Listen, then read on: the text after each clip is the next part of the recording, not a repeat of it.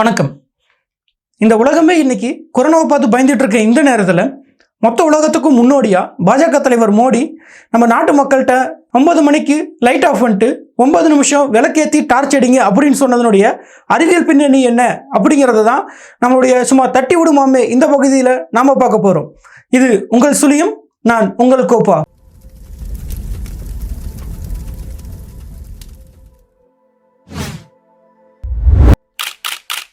எந்த ஒரு அரசியல் கட்சியாக இருந்தாலும் சரி, இல்லை சினிமா சங்கமாக இருந்தாலும் சரி, அவங்க தலைவர் சொல்கிறத கீழே இருக்கிற தொண்டர்கள் முழுசாக நம்பணும். நம்ம தலைவர் சொல்கிறது மிகப்பெரிய அளவு ரீச் ஆகணும், நம்ம தலைவர் செய்ய சொல்கிறது ரொம்ப பெரிய ஹிட் ஆகணும் அப்படின்னு தான் நினைப்பாங்க.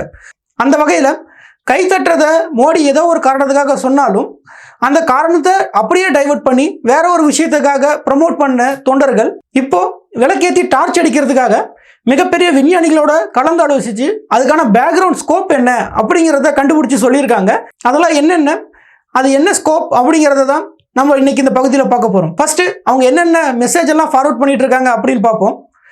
அதாவது அவங்க சொல்கிற கருத்து என்னென்னா, வர ஞாயிற்றுக்கிழமை அதாவது ஏப்ரல் 5ஆம் தேதி 9 மணிக்கு 9 கோள்களும், அதாவது நம்ம பால்வழி அண்டம் மில்கி வேல இருக்கிற அந்த 9 கோள் இருக்கு இல்லைங்களா, அந்த 9 கோளும் ஒரே நேர்கோட்டில் வருதாம்.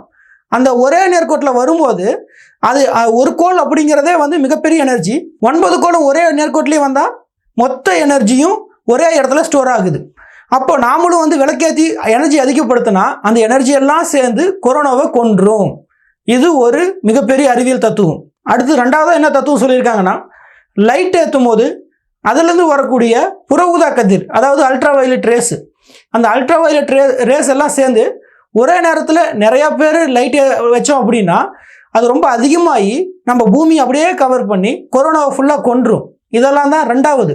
மூணாவதாக பார்த்தா மொபைல் ஃபோனில் வரக்கூடிய லைட். இந்த மொபைல் ஃபோனில் வரக்கூடிய லைட் வந்து அல்ட்ரா வயலட் ரேஸை வெளியிடும் அப்படிங்கிறது எல்லாருக்குமே தெரிஞ்ச ஒரு விஷயம். அது அல்ட்ரா வயலட்டை மட்டும் கிடையாது, ப்ளூரே அதாவது நீல கதிர் அப்படிங்கிறதையும் வெளியிடுதுங்கிறது நம்ம எல்லாருக்குமே தெரியும். அதில் வரக்கூடிய மொபைல் ஃபோனில் வரக்கூடிய அந்த அல்ட்ரா வயலட் ரேஸ் இங்கே இருக்கிற வைரஸுகளை ஒட்டுமொத்தமாக கொல்லக்கூடிய தன்மை இருக்குது அப்படிங்கிறதும் மிகப்பெரிய தத்துவமாக இன்றைக்கி பரவிட்டு இருக்குது. அடுத்து நாலாவதாக என்ன சொல்லியிருக்காங்கன்னா, இதுவும் வந்து கோள்கள் சம்மந்தப்பட்டது. எல்லா கோளும் ஒரே நேர்கோட்டில் வரும்போது நம்ம பூமியை சுற்றி மின்காந்த அலைகள், அதாவது எலக்ட்ரோ மேக்னெட்டிக் வேவ் வந்து பயங்கரமாக ஃபார்ம் ஆகுமா. அப்படி ஃபார்ம் ஆகிற அந்த எலக்ட்ரோ மேக்னெட்டிக் வேவ் வந்து உள்ளே இருக்கிற அந்த வைரஸ் எல்லாத்தையும் கொன்றும். இது 4வது பாயிண்ட். 5வது பாயிண்ட் என்னென்னா, எப்பவும் போல் ஒரு எமோஷ்னலான அட்டாக். அந்த எமோஷ்னல் அட்டாக் என்னென்னா, நம்ம முன்னோர்கள் ஒன்றும் முட்டாள்கள் கிடையாது, நம்மளுடைய பாரம்பரியப்படி விளக்கேற்றணும் அப்படின்னா அங்கே அது வந்து இங்கே இருக்கிற வைரஸ் எல்லாத்தையும் கொன்றும் அப்படிங்கிறது இது 5வது அட்டாக்.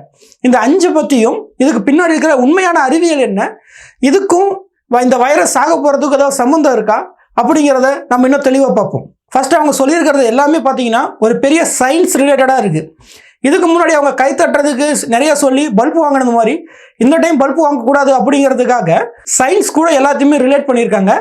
ஆனால் சயின்ஸை கொஞ்சம் சொல்லிட்டு அவங்க தலைவர் சொன்னதை பெரிய அளவில் ப்ரமோட் பண்ணுறதுக்காக இவர் வந்து வேற ஏதோ ஒரு காரணத்துக்காக சொல்லியிருக்காரு. ஆனால் அந்த என்ன காரணத்துக்காக சொன்னார் அப்படிங்கிறத நேரடியாக சொல்லாமல் இவங்க வந்து அதை ப்ரமோட் பண்ணணும், தான் தலைவர்கிட்ட ஏன் ஏரியாவில் வந்து இந்த அளவுக்கு அது ரீச் ஆச்சு அப்படிங்கிறத காட்டணுங்கிறதுக்காக நிறைய பேர் இன்னைக்கு ரொம்ப பெரிய அளவில் அதை ப்ரமோட் பண்ணிட்டு இருக்காங்க. அதில் அவங்க ரொம்ப மேஜராக எடுத்துருக்கிறதெல்லாம் என்னன்னு பார்த்தீங்கன்னா, பிளானட்டை வச்சு, அதாவது கோள்கள், நம்மளுடைய பால்வழி அண்டத்தில் அதாவது மில்கி வேல பல ஆயிரம் கிலோமீட்டருக்கு அந்தாண்டு இருக்கிற இத்தனை கோள்களை பற்றி தான் அவங்க அதிகமாக பேசியிருக்காங்க. ஒன்று என்னென்னா, அந்த கோள்களை ஒரே நேர்கோட்டில் வரும்போது எனர்ஜி, அதாவது அந்த 9 மணி வர ஞாயிற்றுக்கிழமை 9 மணிக்கு அந்த கோளெல்லாம் ஒரே நேர்கோட்டில் வருது. அதே மாதிரி அந்த கோளெல்லாம் ஒரே நேர்கோட்டில் வரதுனால மின்காந்த அலைகள் ரொம்ப அதிகமாக இருக்கும். அந்த மின்காந்த அலைகள்லாம் சேர்ந்து வைரஸை கொல்லும். இந்த 2 பாயிண்ட்டை பற்றி ஃபர்ஸ்ட் பார்க்கறதுக்கு முன்னாடி, அந்த மாதிரி வர ஞாயிற்றுக்கிழமை நைட்டு 9 மணிக்கு எந்த ஒரு கோளும் நேர்கோட்டில் வரல.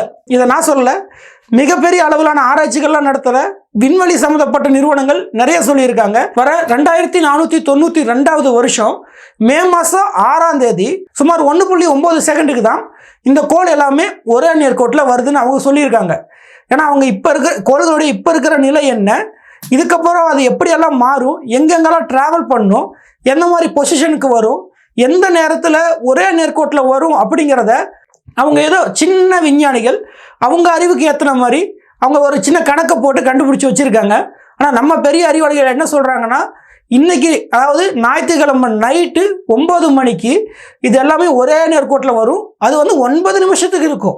இவங்க சின்ன அறிவாளிகள் என்ன சொல்கிறாங்கன்னா 1.9 செகண்டுக்கு இருக்குன்னு சொல்கிறாங்க.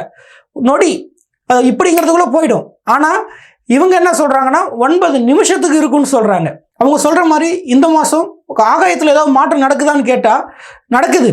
எப்போலாம் நடக்குதுன்னா ஏப்ரல் 1ஆம் தேதி, 2ஆம் தேதி, 4ஆம் தேதி, 8ஆம் தேதி, 9ஆம் தேதி இந்த 2 வாரத்தில் இந்த 5 நாளில் ஒரு சின்ன சின்ன மாற்றங்கள் நடக்குது. ஆனால் அவங்க சொல்கிற மாதிரி கோள்கள் சம்மந்தப்பட்டதெல்லாம் கிடையாது. விண்மீன்கள் அதாவது நட்சத்திரம் சம்மந்தப்பட்ட சின்ன சின்ன மாற்றங்கள் நடக்குது. இந்த கோள்கள் ஒரே நேர்கோட்டில் வருது, முக்கோண வடிவில் வருது, சதுரமாக வருது. இது எல்லாமே இயற்கையாக சில ஆண்டுகளுக்கு அதாவது குறிப்பிட்ட இடைவேளை இன்டர்வல் பீரியடில் நடந்துக்கிட்டு தான் இருக்குது. 2011, 13, 15, 17ன்னு வெள்ளி, புதன், வியாழன் இந்த 3 கோளும் முக்கோண வடிவில் 2 வருஷத்துக்கு ஒரு தடவை அதாவது 1.75 வருஷத்துக்கு ஒரு தடவை முக்கோண வடிவில் வரதாக சொல்கிறாங்க. இந்த மாதிரி பல நிகழ்வுகள் 20 வருஷத்துக்கு ஒரு தடவை நடக்கிறது, 949 வருஷத்துக்கு ஒரு தடவை நடக்கிறது. இந்த மாதிரி பல நிகழ்வுகள் நம்ம ஊரில் நடந்துக்கிட்டு தான் இருக்குது. ஆனால் அந்த ஞாயிற்றுக்கிழமை எந்த ஒரு கோளும் நேர்கோட்டில் வரலை. ரெண்டாவது அவங்க சொல்லியிருக்கிறது பார்த்தீங்கன்னா புற ஊதா கதிர்கள், கண்ணுக்கே தெரியாத ஒரு கதிர் அது. அந்த கதிர் வைரஸை கொல்லுமான்னு கேட்டால் 100% அது வைரஸை கொல்லும். 254 நேனோமீட்டர் வேவ்லென்த் இருக்கிற அந்த புற ஊதா கதிர் வைரஸை கொல்லுன்னு 2002 மிகப்பெரிய அளவில் ரிசர்ச் எல்லாம் பண்ணி கண்டுபிடிச்சிருக்காங்க. ஆனால் அதில் என்ன ஒரு பெரிய பிரச்சனைனா வைரஸ் அழிக்கிறதுக்காக அந்த கதிரை மனித உடம்புல செலுத்தணும் அப்படின்னா தோல் புற்றுநோய் வந்து நாம தான் செத்து போவோம். ஏன்னா புற ஊதா கதிர் வந்து 3 வகையை பிரிச்சிருக்கு.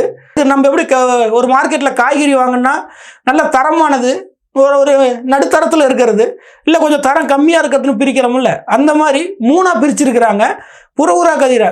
இவங்க சொல்கிறது என்ன பார்த்தீங்கன்னா UVC, அதாவது இங்கே இருக்கிறதுல குறைஞ்ச அளவில் ரொம்ப பெரிய ஆபத்தை விளைவிக்காதது, ஆனால் ஆபத்தை விளைவிக்கக்கூடியது. அது 2002க்கு அப்புறம் இந்த UVC கதிரை வச்சு பல லைட்டுகள் தயாரிச்சிருக்காங்க. UV light.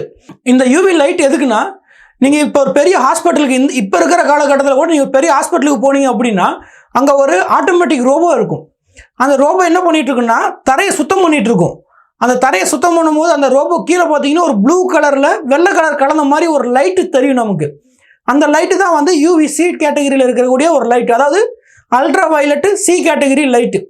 அந்த லைட்டு எதுக்காக அங்கே வச்சுருக்காங்கன்னா அந்த ஹாஸ்பிட்டல் ஃப்ளோரில் தரையில் இருக்கக்கூடிய வைரஸ் எல்லாம் கொல்றதுக்காக அந்த ரோபோவை வாங்கியிருக்காங்க. அது வந்து பெரிய பெரிய ஹாஸ்பிட்டலில் தான் இருக்கும். நம்ம பார்க்குற மாதிரி சின்ன ஹாஸ்பிட்டலில் அவ்வளோ இருக்காது. அதுக்கு அடுத்து இன்றைக்கி வளர்ந்த நாடுகள், இப்போ இந்த கொரோனா சுச்சுவேஷனில் வளர்ந்த நாடுகள் பஸ்ஸு, ரயிலு, அதுக்கப்புறம் ஹாஸ்பிட்டலுடைய ஓப்பன் ஸ்பேசஸ்ஸு, அப்புறம் லேப், அந்த கொரோனா வைரஸ் இருக்குதா இல்லையான்னு கண்டுபிடிக்கிறதுக்கு பயன்படுத்துகிற லேப் எல்லாத்துலேயும் ரோபோ, ஆட்டோமேட்டிக் ரோபோ மூலமாக அந்த ரூமையே வந்து வைரஸ் இல்லாமல் பண்ணுறதுக்காக இந்த UV கதிர்களை பயன்படுத்துகிறாங்க. இன்றைக்கி அது பெரிய டிமாண்டும் வந்துட்டுருக்கு. இந்த மாதிரி தான் வந்து UV கதிரை வந்து பயன்படுத்திட்டு இருக்காங்களே தவிர நேரடியாக மனிதர்களுக்கு மேலே UV கதிரை செலுத்தி வைரஸை குணப்படுத்தினதா எந்த ஒரு ரெக்கார்டும் இல்லை. அது குணப்படுத்த முடியாதுன்னு கிடையாது. அந்த UV கதிரை வச்சு நம்ம வைரஸை குணப்படுத்த நினச்சோம்னா நம்ம தோலில் இருக்கக்கூடிய அந்த இது எல்லாமே ஈரத்தன்மை எல்லாமே வறண்டு போய் நம்ம தோள்களில் ஏகப்பட்ட பிரச்சனைகள் வந்து அதில் பார்த்திங்கன்னா அங்கங்கே வீங்கி சின்ன சின்னதாக புண்ணு மாதிரியான இதெல்லாம் நிறைய பேருக்கு வந்திருக்கு. இதெல்லாமே வந்து அவங்க அஃபிஷியலாக டைரெக்டாக வந்து UV கதிரை எடுக்காத போது இன்னும் அவங்க வந்து டைரெக்டாக எடுத்தாங்க அப்படின்னா இன்னும் பெரிய பெரிய கேன்சர்ஸ், அதாவது புற்றுநோய்கள் வரும் அப்படின்னு மருத்துவர்களும் ஆராய்ச்சியாளர்களும் சொல்கிறாங்க.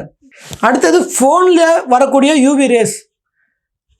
இந்த ஃபோனில் வரக்கூடிய UV ரேஸ் வந்து நம்ம கண்களை ரொம்ப நாளைக்கு நம்ம அதை பயன்படுத்திகிட்டு இருந்தால் பாதிக்குமே தவிர உடனே வந்து அது எந்த ஒரு எஃபெக்டும் கொடுக்காது. ஏன்னா வைரஸை கொல்ற அளவுக்கு அதில் ஒரு வேவ் லென்த்தோ இல்லை அந்த UV லைட்டோட டென்சிட்டியோ கிடையாது. அது இல்லாமல் ஃபோனில் வரதை விட நம்ம யூஸ் பண்ணுற கம்ப்யூட்டர்ஸில் வர UV ரேஸ் அதிகம். அதாவது சன்லைட்லேருந்து ரிஃப்ளெக்ட் ஆகிற அந்த UV ரேஸ் வந்து ஃபோனை விட கம்ப்யூட்டர்ஸ் வந்து UV ரேஸை அதிகமாக ரிஃப்ளெக்ட் பண்ணும். கம்ப்யூட்டர்ஸ் மட்டும் கிடையாது, நம்ம வீட்டில் யூஸ் பண்ணுற சாதாரண லைட்டில் இருந்து இந்த மாதிரி இன்றைக்கி இருக்கிற டிஜிட்டல் டிஸ்பிளேஸ், அடுத்தது பார்த்தீங்கன்னா ஊருக்குள்ளே வைக்கிற LEDs, பல்ப்ஸ், இந்த மாதிரி எல்லாமே நிறைய விஷயங்கள் வந்து UV ரேஸை வெளியிடும். ஆனால் அது எல்லாமே பார்த்தீங்கன்னா எந்த ஒரு ஆபத்தையும் விளைவிக்காத அளவுக்கு தான் இருக்கும். இருக்கிறதுலே வந்து கம்ப்யூட்டர் எக்யூப்மெண்ட்ஸ் வந்து கொஞ்சம் அதிகமாக இருக்கிற UV ரேஸை வெளியிடுற ஐட்டங்கள்ல இருந்து கொஞ்சம் அதிகமாக இருக்கும். நம்ம ஊர் விஞ்ஞானிகள் சொல்கிற மாதிரி செல்ஃபோன் டிஸ்பிளேலையும் செல்ஃபோன் லைட்லேயும் வர UV ரேஸை வச்சுக்கிட்டுலாம் வைரஸை கொல்ல முடியாது. அடுத்தது வந்து மின்காந்த அலைகள் அதிகமாக ஃபார்ம் ஆகும். ஞாயிற்றுக்கிழமை நைட்டு 9 மணிலேருந்து ஒரு 9 நிமிஷத்துக்கு மின்காந்த அலைகள் ரொம்ப அதிகமாக இருக்கும். அதாவது எலக்ட்ரோ மேக்னெட்டிக் வேவ். இது எல்லாமே வந்து ஏற்கனவே நம்ம பூமியை சுற்றி இருந்துகிட்டு தான் இருக்குது. இதெல்லாம் இருக்கிறதுனால தான் சில வகையான துகள்களும் சில வகையான கதிர்களும் உள்ளே வராமல் விலகி போயிட்டுருக்கு. இதெல்லாம் தெரியாமையே வந்து நம்ம விஞ்ஞானிகள் வந்து மிகப்பெரிய அளவில் கண்டுபிடிச்சிருக்காங்க. எலக்ட்ரோ மேக்னெட்டிக் வேவ் வந்து நம்ம பூமியை சுற்றி ரொம்ப அதிகமாக இருக்கும் அப்படின்னு சொல்லி. அடுத்தது வந்து எமோஷ்னல் டச்சு. இந்த எமோஷ்னல் டச்சுக்கு பின்னாடி இருக்கிற பேக்ரவுண்ட் என்னென்னு நமக்கு எல்லாருக்குமே தெரியும். நம்ம வந்து கார்த்திகை மாதத்தில் விளக்கேற்றுறதா இருக்கட்டும், நல்லெண்ணெய் விளக்கெண்ணெயில் விளக்கேற்றுறதுக்கு எவ்வளோ பெரிய ரீசன் இருக்குது அப்படிங்கிறது நமக்கு தெரியும். ஆனால் அந்த நல்லெண்ணெய் விளக்கெண்ணெயில் வரக்கூடிய அந்த புகையெல்லாம் வந்து கொரோனா வைரஸை கொல்லுங்கிறதுக்கான எந்த ஒரு ஆதாரமும் இல்லை. ஒரு ட்ரையல் அண்ட் எரர் மெத்தடாக வேணால் நம்ம அதை ட்ரை பண்ணலாம். நம்ம வந்து ஒரு நல்லெண்ணெய் எரிக்கும் போது அதில் வந்து நல்ல ஸ்மெல் வரும். நம்ம கோயில் பக்கம் போனோன்னா அந்த நல்லெண்ணெய் விளக்கெறிகிற இடம் பார்த்தீங்கன்னாவே நல்ல பயங்கர ஸ்மெல்லாக இருக்கும், பயங்கரமாக இருக்கும் அந்த இடம். அந்த இடத்துக்கு போனீங்கன்னாவே உங்களுக்கு ஒரு புத்துணர்ச்சி மாதிரியான ஒரு ஃபீல் இருக்கும். அது காரணம் என்னென்னா, நல்லெண்ணெய் எரிக்கும் போது அதுலேருந்து வரக்கூடிய அந்த புகை, அதுலேருந்து வரக்கூடிய அந்த கதிர், இது எல்லாமே வந்து ஒரு மனதை அமைதிப்படுத்தி நம்ம உடம்புல இருக்கிற ஸ்ட்ரெஸ்ஸை குறைக்கிறதுக்கான தன்மை இருக்கிறதா சொல்கிறாங்க. அதாவது அறிவியல் பூர்வமாகவும் மருத்துவ ரீதியாகவும் அது நிரூபிக்கப்பட்டிருக்கு. அது மட்டும் இல்லாமல் அந்த நல்லெண்ணெயிலேருந்து வரக்கூடிய புகை இருக்குது பார்த்தீங்களா, அது வந்து சின்ன சின்ன கிருமிகள், அதாவது மைக்ரோ ஆர்கானிசம் வந்து சின்ன சின்ன ஒரு சில ஆர்கானிசத்தை வந்து கொல்ற தன்மை இருக்குதுன்னு சொல்கிறாங்க. அது இல்லாமல் உடம்புக்கு நல்லது. இதெல்லாமே நமக்கு நல்லாவே தெரிஞ்ச ஒரு விஷயம். விளக்கெண்ணெய் பார்த்தீங்கன்னா ஃபங்கஸ், இந்த மாதிரி பூஞ்சை, இந்த மாதிரியான விஷயங்களெல்லாம் கொல்லக்கூடிய தன்மை இருக்குது அப்படிங்கிறதும் சொல்கிறாங்க. தோலுக்கு நல்லதுன்னு சொல்கிறாங்க. நீங்கள் வந்து அதை ஞாயிற்றுக்கிழமை நைட்டு 9 மணிக்கு 9 நிமிஷம்லாம் ஏற்ற வேண்டிய அவசியம் இல்லை. நீங்கள் என்ன பண்ணுங்கன்னா அது டெய்லி கூட ஏற்றலாம். அது ரொம்ப நல்லது. ஒரு மத சார்பின்மையாக அதை ஏற்றுங்க. இது வந்து இந்த விளக்கேற்றுறது வந்து இந்த மதத்துக்கு தொடர்பானது அப்படி இல்லை, ஒரு நல்ல விஷயம் இருக்குது. ஆனால் அது ஞாயிற்றுக்கிழமை நைட்டு 9 மணிக்கு ஏற்றினா தான் நல்லது அப்படிங்கிறதுலாம் எதுவுமே கிடையாது. ஆக மொத்தம் அவங்க இதை பரப்புறதுக்காக சொன்ன மிகப்பெரிய அறிவியல் பூர்வமான 5 உண்மைகள் என்ன, இந்த அறிவியல் பூர்வமான உண்மைகளை அவங்க எங்கே கண்டுபிடிச்சாங்க எப்படிங்கிறது எதுவுமே தெரியல. நீங்கள் இந்த மாதிரியான போலியான தகவல்களை தயவு செஞ்சு பகிராதீங்க. எப்போ நான் சொல்கிற மாதிரி தான் ஒரு ஃபேக்கான இன்ஃபர்மேஷனை தயவு செஞ்சு ஸ்ப்ரெட் பண்ணிகிட்டு இருக்காதீங்க.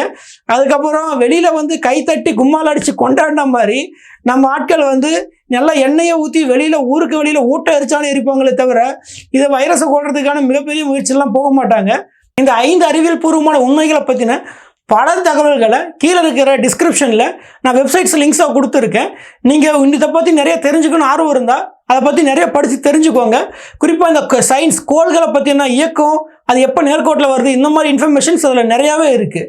அடுத்ததாக இதே மாதிரி வேறு ஒரு சும்மா தட்டி விடுமாமை பகுதியில் உங்களை சந்திக்கும் வரை உங்களிடமிருந்து விடைபெறுவது உங்கள் கோப்பா.